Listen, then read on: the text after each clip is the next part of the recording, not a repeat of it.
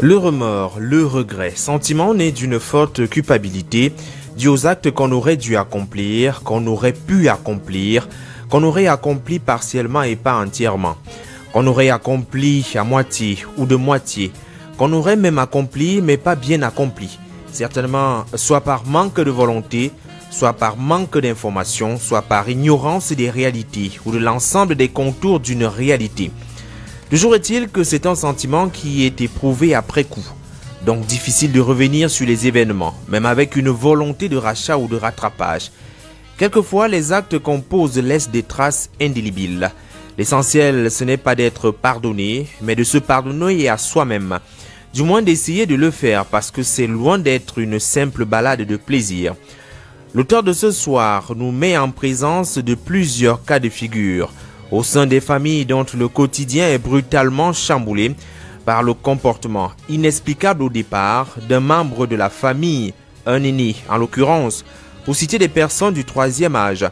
Après l'avoir stigmatisé, la science nous prend à contre-pied et nous indique qu'il s'agit d'une maladie, l'Alzheimer. Maladie pourtant considérée comme réservée aux blancs, entre guillemets, que non, elle se saisit quelquefois. Et à l'insu de tous, des aînés, nos aînés donc, il nous est proposé d'aborder sans complaisance et dans l'ensemble de ses contours en une cinquantaine de minutes, cette maladie illustrée par des témoignages à vous lever le poil qui sont contenus dans le texte de ce soir. Messieurs et dames, bonsoir, bonjour, cela dépend effectivement du point du globe à partir duquel vous nous écoutez.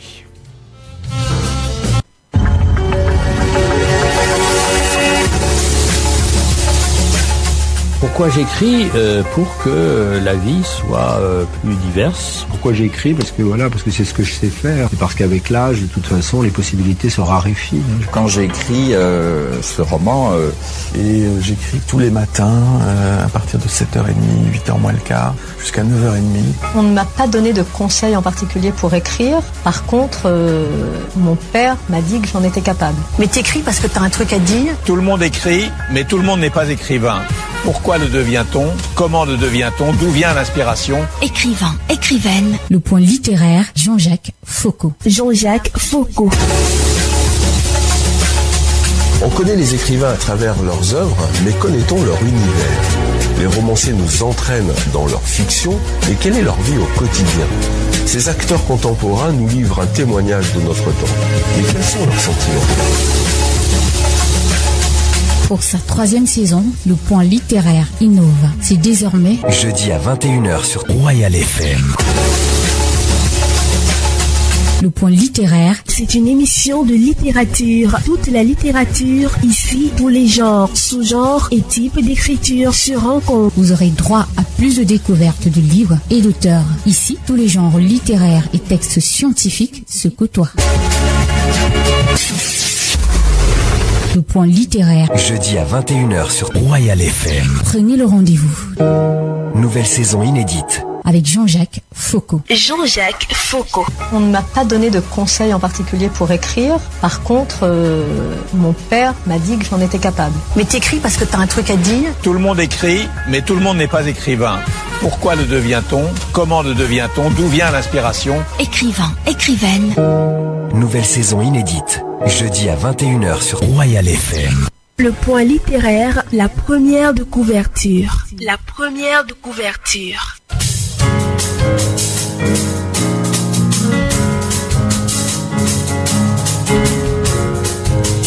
La maladie d'Alzheimer, mauvais sort ou maladie à part entière, c'est le titre de l'ouvrage de Esther Roussi qui vient de paraître aux éditions Proximité au Cameroun ce mois de septembre même. C'est un texte qui, sur une 60aine de pages, aborde sans tambour, mais avec tambour et trompette, une maladie encore méconnue au Cameroun et en Afrique pour bon nombre. Il s'agit pour l'auteur de coller une définition à ce mal qui traque nos aînés. L'auteur s'en va fouiller et fouiner dans l'histoire pour nous révéler que la maladie a été détectée par lui, Alzheimer, de son nom de baptême, bien évidemment aidé par d'autres médecins. On est en début des années 1900.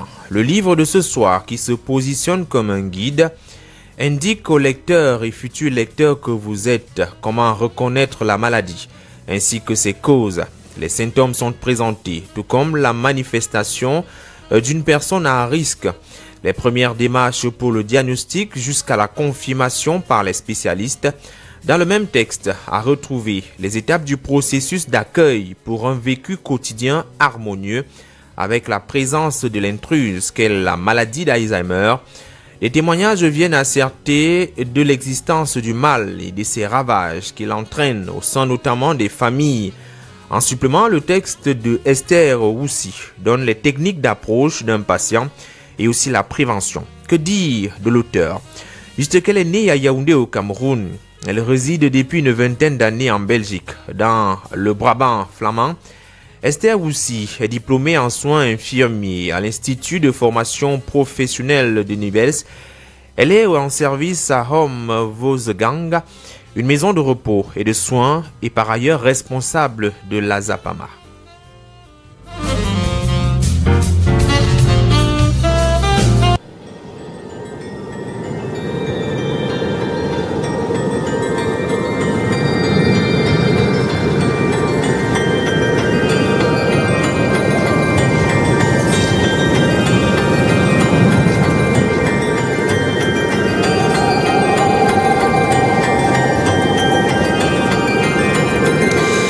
Eh bien, accueillons à présent l'auteur ou l'autrice invitée de ce soir.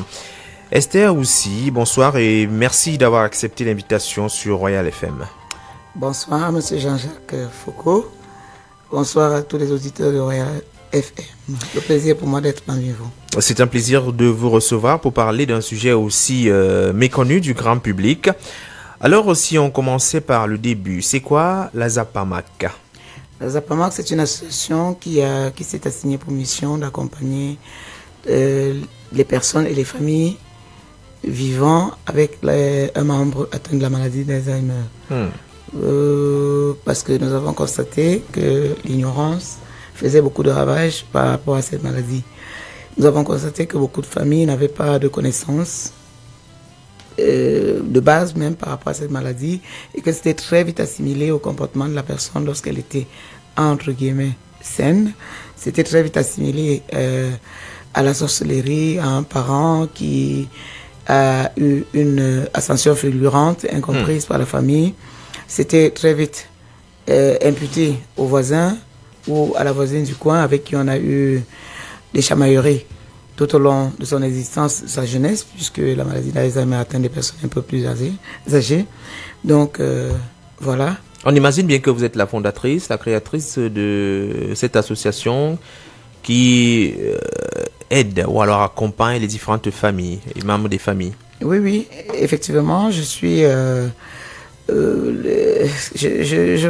n'aimerais pas trop qu'on utilise le terme fondatrice. Oui. Je suis l'instigatrice, si vous voulez. Je suis, du projet. Oui, je suis le moteur du projet.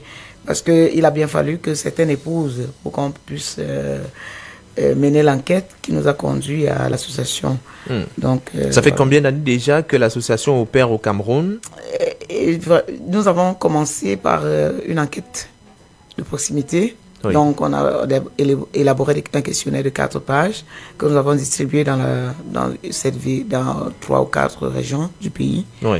Et nous l'avons recueilli, nous avons fait des statistiques, autant pour moi. Et le résultat étant criard, nous avons décidé de nous ériger en association pour essayer d'amener les gens à sortir de leur inconfort. Parce que très souvent, les personnes pensent que c'est honteux de déclarer que sa maman qu'on a tant aimée hier, qui l'a choyée hier, ou son papa, est devenu un peu, je ne dirais pas ma boule, ne peut plus. Oui, n'a plus les mêmes capacités intellectuelles qu'il avait il y a plusieurs années. Et ne peut plus assumer son quotidien comme il le faisait. Donc, ça fait 5 ans à tout prendre. Oui. Depuis 2015, nous avons commencé par cette enquête-là et concrètement sur le terrain, ça fait 3 ans que nous nous battons, nous nous débrouillons, je dirais. Le mal est profond, il fallait absolument en parler. Vous proposez le livre « La maladie d'Alzheimer, mauvais sort ou maladie à part entière ». On imagine bien que le projet livresque naît à la suite de ce que vous avez appelé un sondage auprès de la population. Effectivement. Au début, du moins, même jusqu'à 2018, nous n'avions pas pensé qu'il était nécessaire d'avoir un ouvrage dessus. Mais c'est au fil du temps. Nous avons organisé. Déjà, la grande difficulté pour moi, c'est que je ne suis pas là. Et nous tous, nous savons qu'il est très difficile de joindre les deux bouts. Les gens se battent comme ils peuvent pour ramener de quoi vivre à la maison. Donc, c'est très difficile que les gens, en plus de ça, aient vraiment le temps de se pencher sur ce genre de sujet, malgré leur bonne volonté. Parce que c'est indépendamment de leur volonté, si je peux me répéter, que de ne pouvoir s'adonner à temps plein à ce travail humanitaire. Parce que là, moi, je vais l'appeler, nous parlons d'humanisme dans l'accompagnement des personnes. Donc, humanitaire à sa place dans ce que je dis. Donc, en 2018, nous avons fait une porte ouverte. On s'est battu comme on a pu. On a fait des flyers qu'on a distribués dans les 4 coins de la ville où on a pu aller. Parce qu'il faut aussi encore penser au transport et déplacement. Les moyens logistiques, les moyens justement, pour mener sur le terrain un tel projet. Où on a pu aller, on était soutenu par l'église Saint-Pierre-de-Camp qui, pendant ses messes aussi, avait fait l'annonce. Je ne dirais pas que ce fut un échec parce que lorsqu'on sait la précarité qui nous cloue, qui est notre quotidien, avoir 20 personnes qui sont intéressées par un événement pareil, au détour duquel il n'y a aucun gain, c'était pour nous une réussite. Mais il y avait plus de 20 quand même. C'est vrai qu'avec l'heure africaine, certains sont venus un peu plus tard, comme c'était une porte ouverte, les gens venaient à compte-gouttes, mais on avait requis plusieurs témoignages, dont ceux parmi lesquels on a dans l'ouvrage. Alors c'est vrai que vous êtes au Cameroun depuis quand même quelques temps, mais vous vivez en Belgique, ça fait 20 ans. Pourquoi est-ce que vous avez décidé de revenir au pays, créer une association comme celle-là, proposer un livre? Est-ce que vous vous rendez compte qu'il y a un manque en ce domaine-là? Effectivement, avant de partir du Cameroun, j'étais au Cameroun, si je peux me répéter. Et j'ai accompagné ma grand-mère qui était atteinte de cette maladie sans le savoir. Et lorsque j'étudie cette maladie et ses contours, je me rends compte que j'ai fauté, je me culpabilise. Je me dis, oh maman, mamie, si tu avais encore été là, je t'aurais traité autrement. Donc, l'ignorance, c'est le plus grand mal qui puisse exister. Tout à fait. Dans des pathologies. Donc, à cause de l'ignorance, tous, autant que nous étions, nous n'avions pas pu accompagner la grand-mère, qui était pourtant une femme exceptionnelle. Donc, c'est fort de tout cela que je me suis dit, tiens, il peut y avoir aussi des personnes sur place qui sont dans l'ignorance comme nous on l'a été. Et c'est d'où est parti le déclic. Je me suis dit, je vais commencer d'abord sur mon propre terrain. Quand vous voyez le C d'Azapamac, ça parle du Cameroun, parce que notre projet va s'étendre à l'Afrique, si Dieu accorde grâce. Parce que lorsque on parle de la prévalence de cette maladie, on est à plus de 50 millions de malades ici. Même pas 50 millions, c'est-à-dire elle est à un pourcentage très au-dessus de 50. D'ici l'année 2050, voilà. Donc, lorsqu'on parle de cette prévalence, ça fait froid au dos. Ce n'est pas seulement la panacée des Blancs, comme on dit. Tout être humain peut passer par là. Et le facteur le plus criard dans la maladie d'Alzheimer, c'est le stress. Et nous savons que nous, les Africains, nous sommes trop stressés. En permanence. En permanence. Par rapport à ce que nous vivons, par rapport aux difficultés que nous rencontrons dans notre travail, par rapport au fait même qu'on va vite en pension. En retraite, je veux dire. Tout à fait. Donc, il y a tous ces facteurs-là qui sont à prendre en compte dans la maladie d'Alzheimer. Et puisque nous ne sommes pas hors de ce sillage, je ne pense pas que ce soit une affaire de blanc, c'est une affaire d'être humain. Oui. Alors, le livre, déjà, au niveau du titre, tente de lever l'équivoque sur la maladie d'Alzheimer. La question essentielle qui fait office du titre, c'est « Mauvais sort aux maladies à part entière » et à ceux qui pensent aujourd'hui que c'est encore une histoire de sorcellerie, qu'on perd parfois la tête parce qu'on a été vendu, vous leur dites que l'Alzheimer, c'est quoi? L'Alzheimer, c'est une maladie scientifiquement prouvée. Et moi, j'aime à le relever. C'est vrai que s'il y a des personnes qui croient au mauvais sort, j'y crois aussi parce que ça existe. Mais lorsqu'on est atteint par un mauvais sort et qu'on peut coller un nom à ce mauvais sort, ça ne fait pas moins de la personne malade de la maladie d'Alzheimer. Oui. Donc, si on me jette un sort et que scientifiquement on prouve que je suis malade de l'Alzheimer, ce serait la maladie d'Alzheimer de toute façon. Oui. Donc, moi, je dis à ces personnes que la maladie d'Alzheimer existe. Elle est scientifiquement prouvée. Nous devons cesser l'automédication et l'autoconsultation. Nous devons nous rendre chez des médecins spécialisés. On doit tous avoir un médecin traitant à un moment donné. Lorsqu'on n'a pas un médecin traitant qui nous suit habituellement, lorsqu'on a un problème, on devrait en chercher un, en trouver un, surtout, pas seulement chercher, mais en trouver, et essayer chronologiquement de remonter les actes de la personne. Parce que la personne même n'est pas consciente, comme je le dis. Oui. Au début, elle est encore autonome à plus de 50%. Dans les premiers stades de la maladie? Non, le troisième stade. Premier stade, c'est un peu trop dit. Dans le troisième stade de la maladie, elle est encore autonome. Elle peut même vivre encore seule. Oui. Mais lorsqu'elle entre dans la phase 5, dans le stade 5, il est impossible que la personne vive seule. Alors, lorsque ça commence et qu'on se rend compte, la première étape, c'est des oublis comme vous et moi, vous pouvez en avoir. Oui. On oublie, on se rappelle, on oublie, on se rappelle. La deuxième étape, c'est presque la même chose. Donc, on ne se perd pas vraiment. Mais la troisième étape, ça devient un peu plus accentué. Donc, on parle maintenant de mon frère qui est à la technique. Oui, Salomon. Oui, on parle de lui tout de suite. Et tout de suite après, j'ai oublié. C'est-à-dire tout à l'instant, quand on dit j'ai parlé, comme je disais tantôt concernant Salomon, je dis mais quel Salomon, qu'est-ce qu'on a dit de lui. Donc quand ça commence à devenir récurrent, il faut s'inquiéter. Il faut s'inquiéter et il faut consulter. Très important de consulter et ne pas se verser dans l'autodiagnostic. Ça ne va pas, ne pas dire la tante de l'autre, l'oncle de l'autre avait fait ça, c'est elle qui avait soigné, c'est elle qui avait fait ci. Comme pour toute maladie, il faut toujours un bon diagnostic. Et il faut observer chez les aînés, les plus de 65 ans, leur comportement, comment ils agissent au quotidien pour pouvoir être sûr, après la consultation d'un spécialiste, que oui ou non, il s'agit de cette maladie-là. Parce qu'il y a d'autres pathologies exactement qui peuvent présenter les mêmes symptômes de la maladie. Oui, justement, mais ce n'est pas parce qu'il continue à présenter les signes qu'il est forcément Alzheimer. Et c'est le neurologue qui peut, après ses examens, détecter qu'il est vraiment Alzheimer et déclarer que la personne est vraiment Alzheimer. Et une fois que la personne est détectée Alzheimer, il faut maintenant recourir à plusieurs autres choses qui entourent. Je pense qu'on va y arriver. Tout à fait. Alors, on a pu avoir justement l'histoire autour de cette maladie.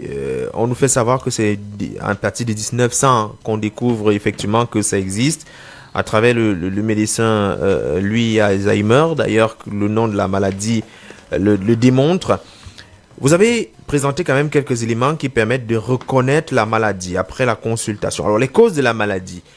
Vous avez dit également qu'il s'agissait parfois peut-être du stress, mais en profondeur. Qu'est-ce qui pourrait entraîner une personne qui a eu un niveau cognitif assez intéressant, qui intellectuellement était stable, à développer la maladie d'Alzheimer à un certain moment de son existence? Bon, ça, scientifiquement, on ne l'a pas prouvé. En tout cas, lorsque je bouclais cet ouvrage, ce n'était pas encore prouvé.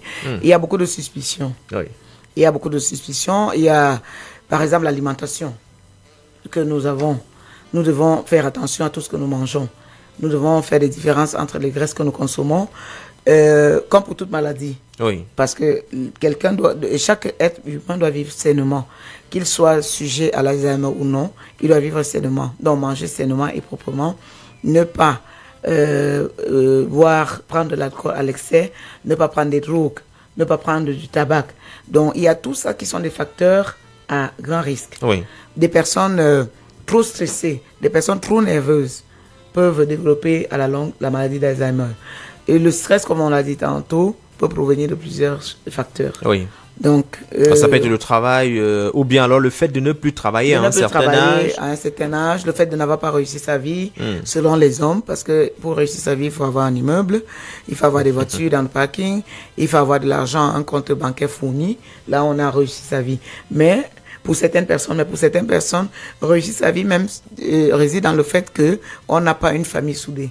Oui. Donc, ça peut être des facteurs toujours à stress qui amène à la longue à la détérioration des neurones. Et un cerveau qui ne travaille pas, un muscle qui ne travaille pas s'atrophie, comme on dit, alors le cerveau doit rester en éveil. Oui. C'est très important. Parce qu'aujourd'hui, lorsque nos parents, par exemple, bon, à l'époque, parce que je suis déjà aussi parent, nos parents à l'époque allaient en pension. À 55 ans, c'est l'époque, c'est la période où l'être humain a accumulé beaucoup d'expérience et doit pouvoir le transmettre. Tout à fait. Mais on le fait aller rester au quartier. Celui-ci n'a pas peut-être pu, pendant son travail, acquérir un lopin de terre qui lui permet de cultiver. Parce que lorsqu'on cultive, on fait travailler le cerveau. On sait qu'il faut un peu distancer si on plante du maïs. Je prends un exemple, je suis une spécialiste de culture. En question agricole. Mais j'avais vu ma maman faire une bonne distance entre le maïs qu'elle mettait en terre. Par exemple, on va savoir que pour les arachides, c'est autrement. Donc, ça fait un peu cogiter sur la façon. J'ai un sillon, je voudrais y mettre du maïs. Est-ce que je peux y ajouter du haricot? Donc, on réfléchit. Mais lorsqu'on n'a rien, on a fini son travail, on trime pour pouvoir entrer dans son droit mensuel, oui, après la retraite. C'est la déprime. C'est la déprime parce que l'enfant qui attend de nous que nous lui donnons à manger ne reçoit pas à manger. Il devient insolent. Oui. Il tombe dans des mauvaises fréquentations. Il peut aller même jusqu'à devenir un délinquant pour la société. Donc, voilà un peu en gros les causes. Et au jour d'aujourd'hui. Et les scientifiques ont soupçonné l'aluminium, les films. Cette matière qui pourrait également entraîner... Oui, qu'on retrouve dans les vaccins et dans certaines autres choses, qui pourrait, mais ça n'a jamais été vraiment clairement défini. Donc, au jour d'aujourd'hui, on cherche toujours à savoir quelles sont les causes pour pouvoir trouver le moyen de l'éradiquer. Alors, les différentes étapes du processus d'accueil pour un vécu quotidien avec la maladie, on en parle dans quelques minutes. Je rappelle simplement aux auditeurs qu'aujourd'hui, on reçoit l'auteur Esther Roussi qui nous parle de la maladie d'Alzheimer. Le titre d'ailleurs de son livre, c'est La maladie d'Alzheimer. Mauvais sort aux maladies à part entière. Des réponses à retrouver dans cet ouvrage qui vient à peine de sortir aux éditions Proximité. Alors Esther, aussi avant de parler justement de ces étapes en ce qui concerne le processus d'accueil au sein des familles pour un vécu harmonieux. Alors lorsque vous écrivez cet ouvrage, ça vous prend combien de temps pour le matérialiser en écrit? Ça a pris énormément de temps parce que c'est depuis 2018. Parce que pour la porte ouverte, il fallait que j'écrive. Pour la conférence, il fallait que j'écrive. Bon, maintenant, lorsque en 2019, après la conférence, on a décidé de commettre un ouvrage, il a fallu maintenant le mettre dans un langage littéraire. Donc, c'est depuis 2019, en septembre 2019, lorsque nous décidons en association de commettre un opuscule, que je me suis mise à l'ouvrage. Je me suis mise à l'ouvrage, j'avais déjà quelques recherches, j'ai continué pour pouvoir pondre quelque chose. On imagine bien que vous avez peut-être, en dehors du fruit de vos recherches, vous avez peut-être consulté des médecins autour de vous, des spécialistes sur la question pour davantage enraciner le travail. Oui, c'est vraiment dommage que je n'ai pas pu les citer à la fin de l'ouvrage pour les remercier. Mais c'est un travail que j'ai fait après mes études. Mon travail de fin d'études était basé sur l'Alzheimer.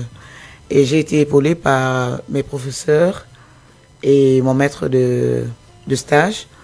Mon maître de stage, mes responsables de stage et plusieurs autres personnes. Ce qui est sûr, ce n'était pas seulement des recherches par document ou par Internet. Il y a des personnes que j'ai rencontrées, avec qui j'ai discuté. Tout Tout à fait. Voilà, des médecins et tout. Et lorsqu'on voit d'ailleurs la préface de votre livre a été réalisée par le docteur Emmanuel Richard Dipoko Diboto, c'est vrai qu'on le connaît dans le paysage médiatique, très actif. Alors, la rencontre, elle se déroule comment et comment est-ce qu'il accepte finalement de préfacer l'ouvrage que nous avons devant nous? On se rencontre effectivement physiquement en 2019, l'année passée. Parce que nous travaillons en étroite collaboration avec le docteur Ifogose, qui est psychologue. Alors nous allons pour une séance de travail chez le docteur Ifogose et nous rencontrons le docteur Dipoko. Et qu'elle avait fait venir expressement. Mais on était arrivé un peu en retard, hein, vous savez. Il était sur le départ, mais il nous a accordé 10 minutes de son précieux temps. Nous avons un peu échangé et il était partant. En tant que psychiatre, il a eu à côtoyer plusieurs personnes atteintes de la maladie d'Alzheimer, dont les familles étaient dans la confusion parce que on collait tout titre à ce mal, à ces symptômes, sauf la maladie d'Alzheimer. Alors, il a été aguiché, voilà. Après cette rencontre-là, il n'a pas pu venir à la conférence parce que c'était un samedi et ce samedi-là, il n'était pas disponible. Donc, je suis rentré et Achille Meka, votre confrère, qui est de Radio Campus. De Radio Campus, qui est un membre influent de la Zapamac. On a continué à travailler ensemble et voilà. Le problème s'est posé, il m'a dit, mais tiens, on a rencontré le docteur Dipoko, on va lui poser la question de savoir parce qu'il était très intéressé, il trouvait que c'était une action louable. Alors on va lui demander, c'est comme ça qu'il lui a demandé et tout de suite, vraiment, il n'a pas posé de préalable, il était d'accord. Et quand je suis arrivé au Cameroun, je suis allé le rencontrer, on a fixé les bases et voilà, il a préfacé l'ouvrage. Alors on va marquer un deuxième arrêt, cette fois-ci pour prendre une rubrique et on revient. Le point littéraire, les classiques littéraires. Les classiques littéraires. Tous les jeudis, elle effectue une recherche pour votre plaisir, surtout pour votre curiosité. Anne-Elisette Ambassa fouille toutes les librairies et bibliothèques existantes à Yaoundé, au Cameroun et même dans d'autres villes pour nous dénicher le chef-d'œuvre littéraire qui a marqué à une certaine époque son temps, qui a bousculé les esprits de par ses prises de position. Le classique littéraire de ce soir, Anne-Elisette Ambassa, vous nous le proposez. Bonsoir. Bonsoir Jean-Jacques Foucault. L'héritage d'Esther, publié en 1939, rassemble en un bref récit tout ce qui fait l'art de Marais. Retirée dans une maison qui menace ruine, engourdie dans une solitude qui la protège, une femme déjà vieillissante voit soudain ressurgir le seul homme qu'elle a aimé et qui lui a tout pris, ou presque, avant de disparaître 20 ans plus tôt. La confrontation entre ces deux êtres complexes, d'un côté Esther la sage, ignorante de ses propres abîmes, et de l'autre Laos, l'insaisissable, séducteur et escroc, est l'association d'un de ces face-à-face où l'auteur des braises et de la conversation de Bolzano excelle.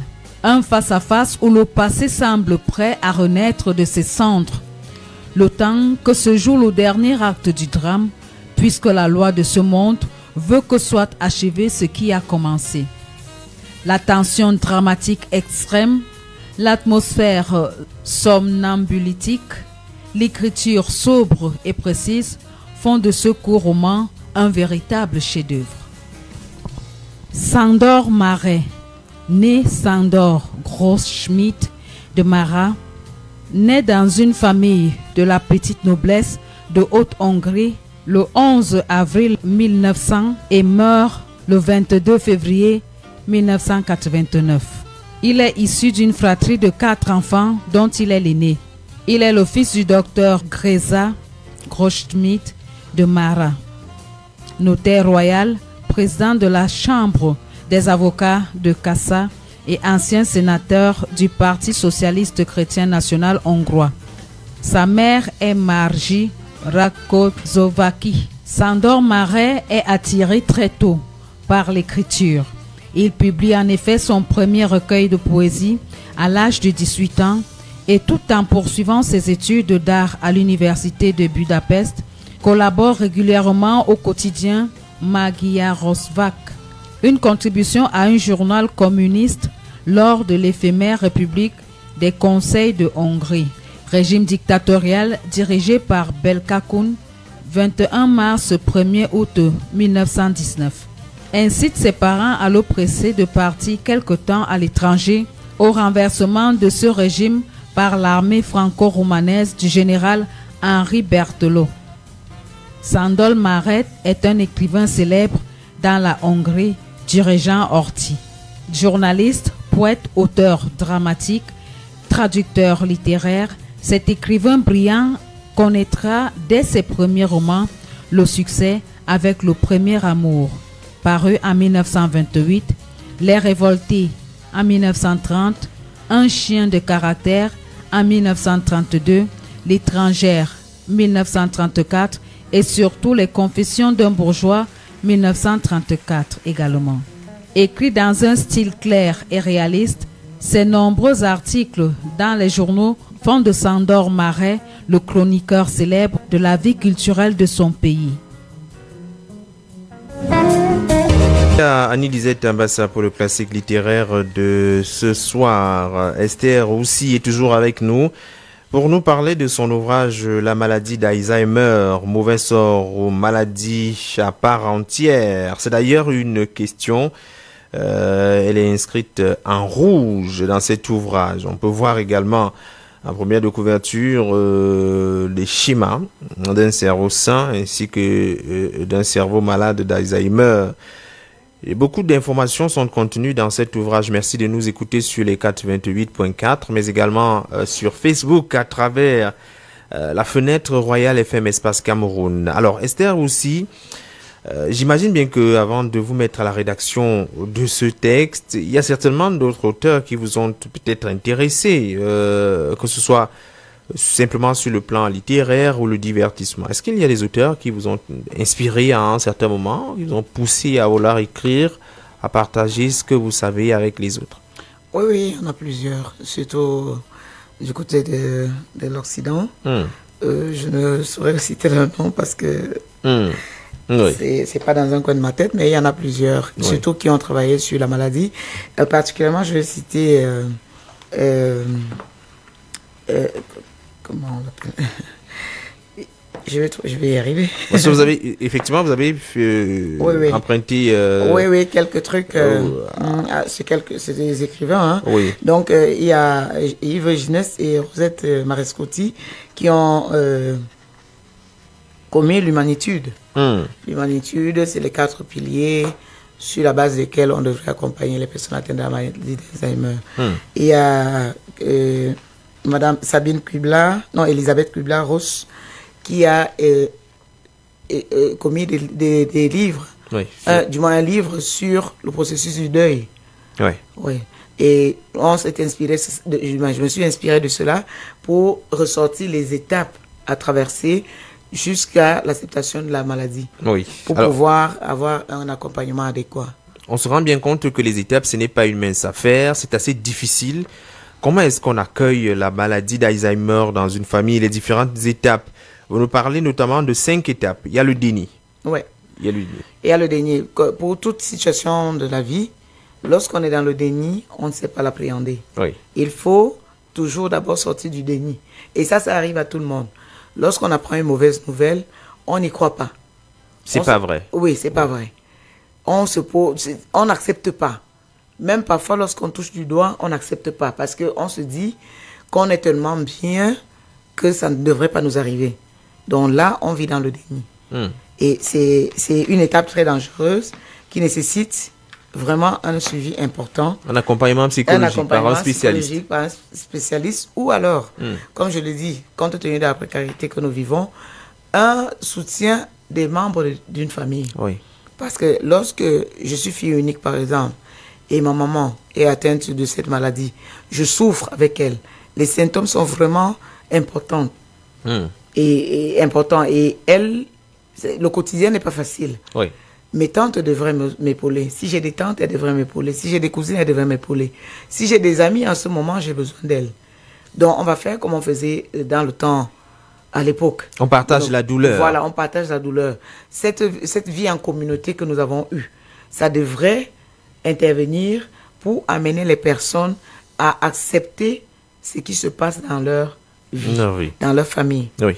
Donc, alors après le déni, il y a la colère. On est très en colère. Voilà, on est très en colère. On est en colère contre tout le monde. Oui. On est en colère contre soi-même.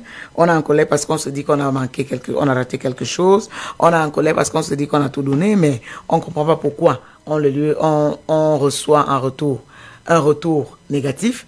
On est en colère contre l'humanité. Oui. On se pose 1001 questions. Qu'est-ce que nous avons fait à Dieu? Ça, c'est la question qui revient très souvent. Oui. Est-ce qu'il existe même un Dieu? Les gens vont souvent jusqu'à le dire. Oui. Parce que si franchement, il existait un Dieu, moi qui suis gentil, je suis au premier banc à l'église catholique, je paye tout ce qu'il faut payer, je ne sais pas trop ce qu'on paye là-bas, je suis une fervente chrétienne, je prie 4 fois par jour, 5 fois par jour, toute la journée. Dieu est injuste. Donc voilà, la colère. Oui. On entend très souvent. La colère, puis la négociation, d'autres étapes, la dépression et la douleur, l'acceptation. Alors, à l'étape de la négociation, on est exactement situé à quel niveau?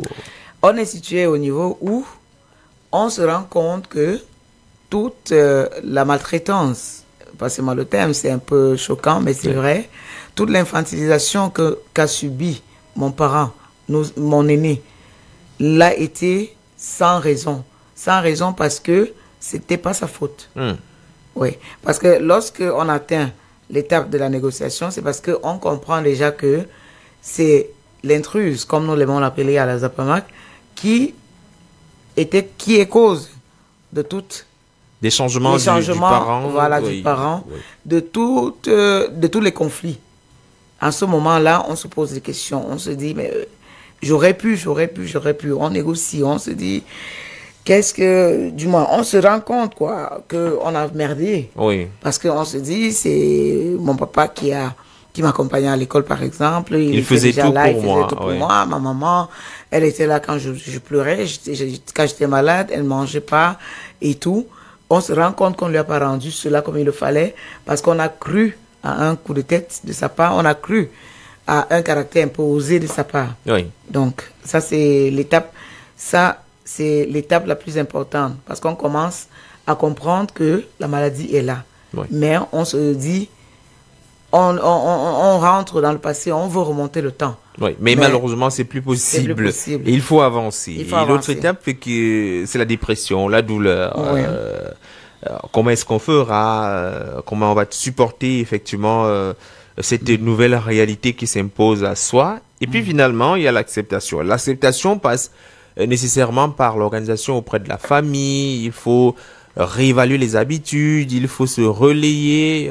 Le parent a besoin de l'attention de tout le monde et une seule personne ne peut malheureusement pas faire le travail. C'est un travail à plein temps, vous le dites dans votre ouvrage. Oui, justement.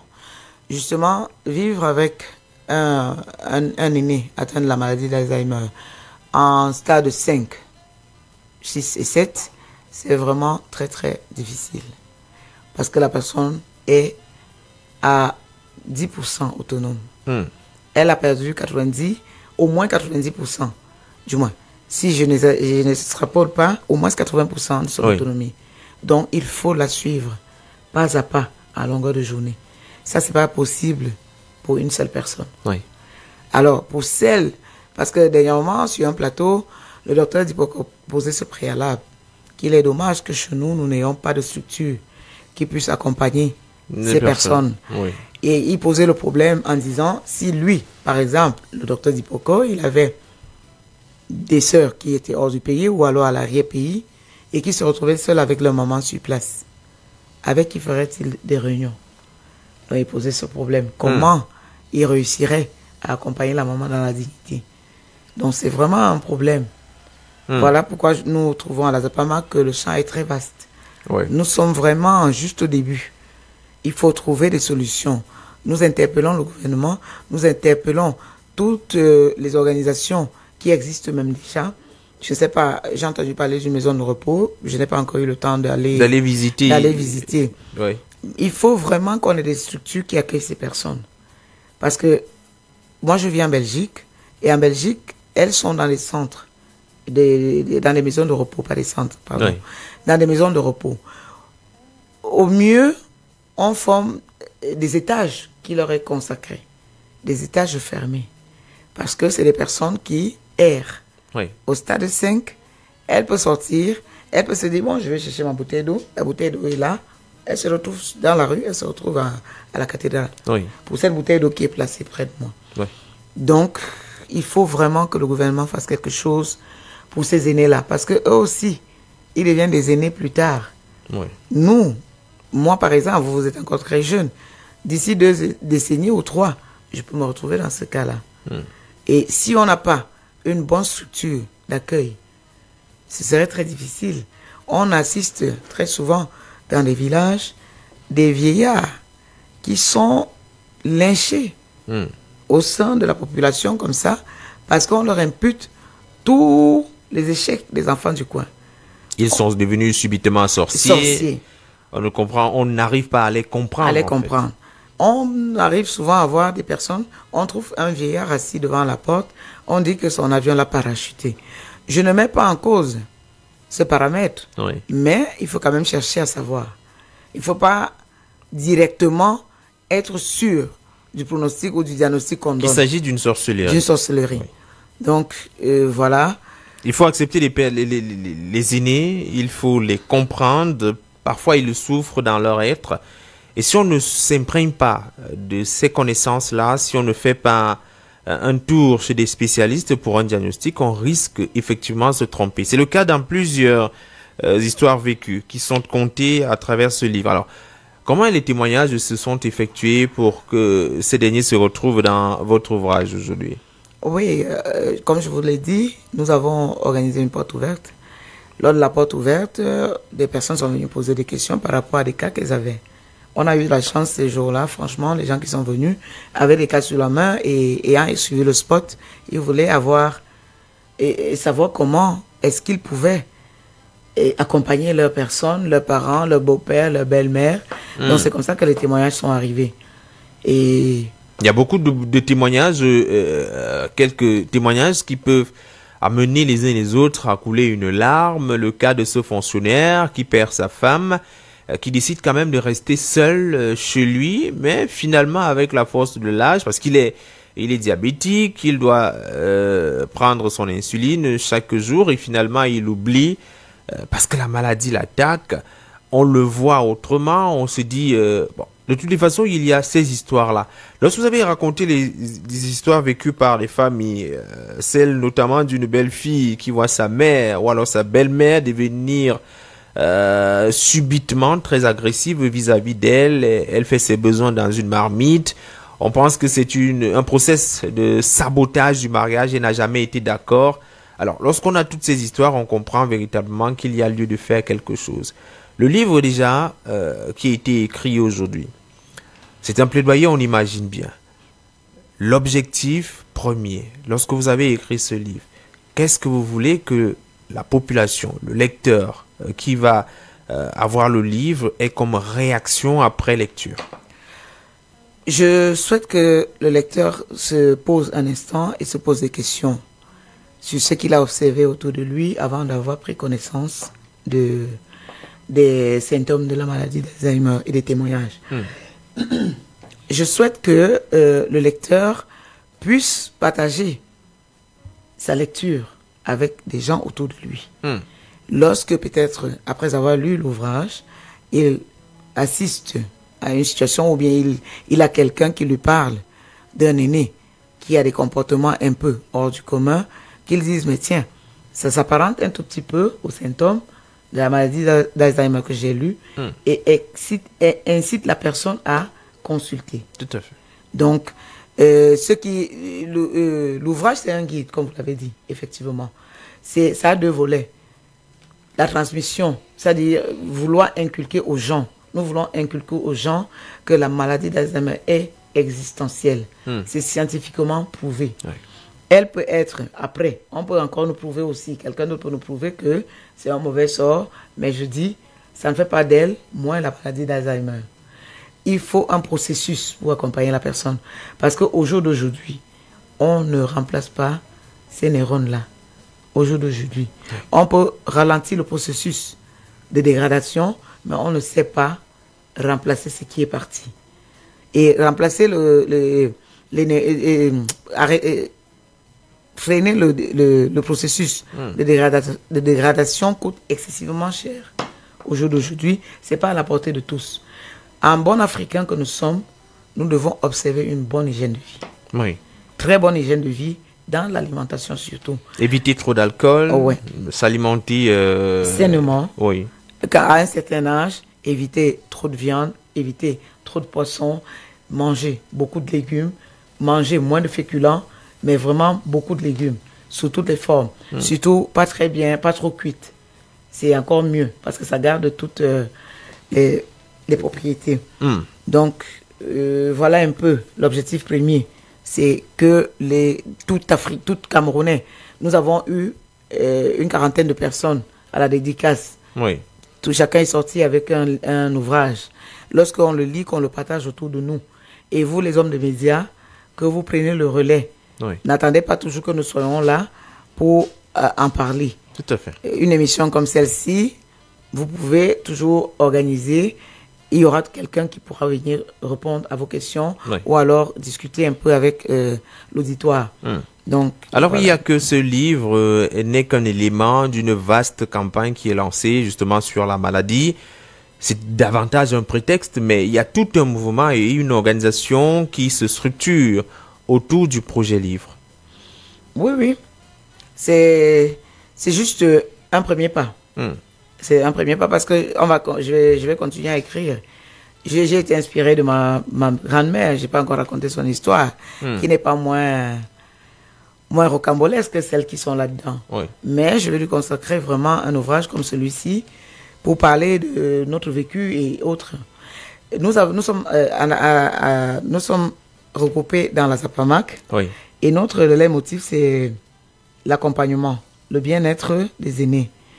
Ce que nous faisons, nous continuons toujours à aller vers des gens, tant que les moyens nous permettent. Nous faisons la sensibilisation de proximité. Nous allons par exemple dans des associations, nous essayons de parler de la Zapamac, nous donnons des petites prémices comme ça, sur les connaissances, des petites bases. On ne peut pas faire plus que ça pour l'instant. Le souhait ardent de la Zapamac, c'est d'amener le gouvernement à faire quelque chose. Oui, il faut que c'est donc un plaidoyer également à leur endroit. Oui, il faut vraiment. Donc cet ouvrage, c'est pour leur montrer que nous travaillons et nous voulons qu'ils nous aident à étendre la chose sur le territoire national. Parce que nous seuls, notre voix ne peut pas compter. J'imagine que s'il y a un pan au niveau du ministère de la Santé qui parle de l'Alzheimer, forcément, ça va attirer plus d'attention. Oui. Parce que si on parle d'une grande journée mondiale, internationale une grande journée internationale de la maladie d'Alzheimer au Palais de Congrès, patronnée par le ministre de la Santé, ce serait vraiment quelque chose d'exceptionnel et on aura du monde. Mais lorsque moi, Esther aussi, à Zapamac, je vais à une association, je dis, il y a une conférence, on va parler de la maladie d'Alzheimer, voilà les caractéristiques et tout. C'est bien d'assister parce qu'on a des professionnels qui vont nous édifier dessus. Ah non, les gens n'ont pas ce temps-là. Ça n'a pas le même retentissement. Non, ça n'a pas le même retentissement. Ouais.